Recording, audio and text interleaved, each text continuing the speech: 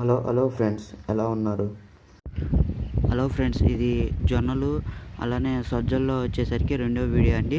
మనం అంతకుముందు వీడియోలో మీకు చూపించాను జొన్నలు సజ్జలు చల్లటం ఎలా చల్లాము అనేది.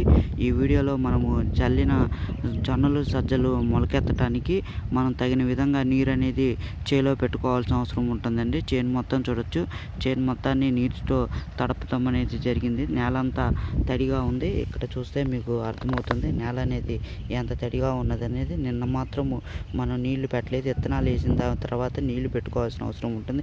ఎందుకు విత్తనాలు వేసిన తర్వాత నీళ్లు పెడతామంటే విత్తనాలకి సరైన పోషక పదార్థాలు అందడానికి అలానే సూర్యరశ్మి గడ అంది విత్తనాలు బాగా పైకి రావడానికి నీరు అనేది పెట్టాల్సిన అవసరం ఉంటుందండి. దీనితో విత్తనాలు అనేది మొలకెత్తడం అనేది జరుగుతుందండి. తగిన విధంగా మనం విత్తనాలు పెరగడానికి తగిన విధంగా నీరు అనేది అందించాల్సిన అవసరం ఉంటుందండి. ఇది జొన్నలు సజ్జల్లో రెండో వీడియో ఫ్రెండ్స్. ఇలాంటి ఆసక్తికరమైన విషయాలు మీరు తెలుసుకోవాలంటే మన ఛానల్ లైక్ చేయండి, అలానే సబ్స్క్రైబ్ చేసుకోండి ఫ్రెండ్స్. Thank you friends.